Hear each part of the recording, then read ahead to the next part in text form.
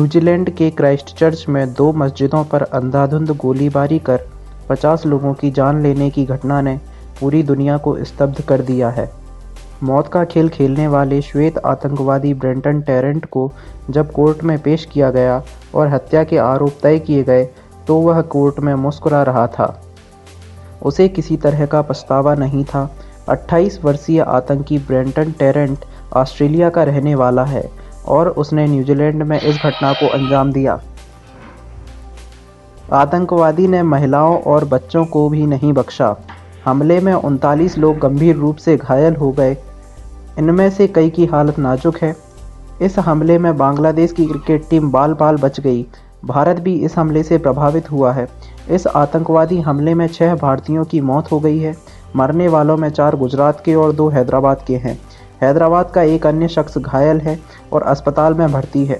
यह गंभीर चिंता का विषय है कि कई पश्चिमी मीडिया संस्थान गोरे को आतंकवादी न कहकर हमलावर बता रहे हैं। यह पश्चिमी मीडिया का घटनाओं को नस्लवादी नज़रिए से देखने का नतीजा है, जबकि न्यूजीलैंड की प्रधानमंत्री जैसिंडा अर्डन ने शुरू में ही इसे आतंकवादी हमला करार दिया था। साथ ही इसे न्यूजीलैंड के इतिहास का सबसे काला दिन बताया था। यह हमला जुमे की नमाज के दौरान किया गया। उस दिन मस्जिद में बड़ी संख्या में लोग मौजूद रहते हैं। आतंकवादी अति दक्षिणपंथी विचारधारा से प्रभावित है और इस हमले को श्वेत राष्ट्रवाद के खतरे के उभार के रूप में देखा जा रहा है। दरअसल दुनिया भर में अब नस्ली मानसिकता तेजी से पांव पसार रही है। आतंकवादी ब्रेंटन टैरेंट पर श्वेत वर्चस्व कायम करने की सनक सवार थी। राष्ट्रपति ट्रंप ने हमले की कड़ी निंदा की, लेकिन कहा कि न्यूजीलैंड की मस्जिदों में नरसंहार नहीं दर्शाता कि विश्व में श्वेत अतिवाद एक बढ़ती समस्या है।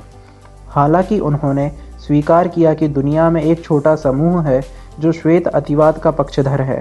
टैरेंट ने इस आतंकवादी हमले के पहले एक घोषणा पत्र तैयार किया, जिसमें उसने यूरोपीय नागरिकों की आतंकवादी हमलों में गई जान का बदला लेने के साथ साथ श्वेत वर्चस्व को कायम करने के लिए अप्रवासियों को बाहर निकालने की बात की है।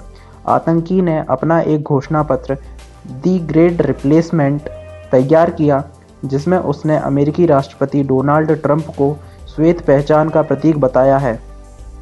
आतंकवादी ने लिखा है कि आक्रमणकारियों को दिखाना है कि हमारी ज़मीन कभी उनकी ज़मीन नहीं होगी, वे कभी हमारे लोगों का स्थान नहीं ले पाएंगे। श्वेत आतंकवादी ने लिखा है कि यूरोपीय लोगों की संख्या कम हो रही है, साथ ही वे बूढ़े और कमज़ोर होते जा रहे हैं। उसका कहना है कि हमारी प्रजनन दर कम है, लेकिन बाहर से आए अप्रवासियों की प्रजनन दर ज़्यादा है, लिहाजा एक दिन ये लोग श्वेतों से उनकी ज़मीन छीन लेंगे। यह चिंताजनक है कि पश्चिमी देशों में नस्ली आधार पर संदेह करने और विशेष समुदायों के खिलाफ हिंसा की घटनाएं बढ़ रही हैं। इस तरह की छुटपुट घटनाएं अमेरिका और ऑस्ट्रेलिया में होती रही हैं, लेकिन इस तरह का नरसंहार पहली बार देखने में आया है। पश्चिमी देशों में अब शरणार्थी और प्रवासी विरोधी हिंसा के मामले भी बढ़ रहे हैं। उदारवादी माने जाने वाले देशों में भी अब विदेशी लोगों को नापसंद किए जाने की घटनाओं में तेजी से इजाफा हुआ है। पश्चिमी देशों में अतिवादियों का हाल के उभार के लिए वहां के कुछ राजनीतिक दलों को दोषी ठहराया जा रहा है। यूरोप में कई कट्टर दक्षिणपंथी दलों ने अप्रवासी विरोधी और विशेष रूप से मुस्लिम विरोधी रुख को प्रचारित और प्रसारित किया है। ये दल बहुसंस्कृतिवादी को राष्ट्रीय पहचान के खतरे के रूप में देखते हैं।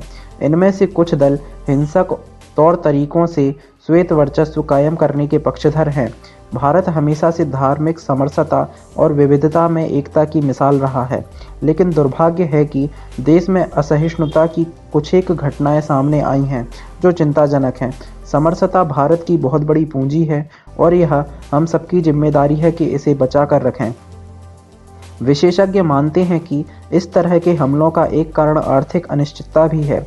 आर्थिक दुश्वारियों ने भी विभिन्न समुदायों के रिश्तों में तनाव पैदा किया है। आमतौर पर देखा गया है कि आर्थिक स्थिति अच्छी तरह है तो इस तरह की घटनाएं कम होती हैं, लेकिन ब्रेग्जिट के बाद यूरोपीय देशों की अर्थव्यवस्था में अनिश्चितता का दौर चल रहा है। न्यूजीलैंड हमले के बाद दुनिया भर से कड़ी प्रतिक्रियाएं सामने आई हैं। ईरान ने पश्चिमी सरकारों पर इस्लामोफोबिया को बढ़ावा देने का आरोप लगाया है। ईरान के राष्ट्रपति हसन रूहानी ने एक बयान में कहा है कि गोलीबारी दर्शाती है कि कुछ पश्चिमी सरकारें इस्लामोफोबिया को बढ़ावा दे रही हैं, जिसका हम सबको मिलकर मुकाबला करने की ज़रूरत है। इस हमले की एक और ख़तरनाक बात सामने आई है।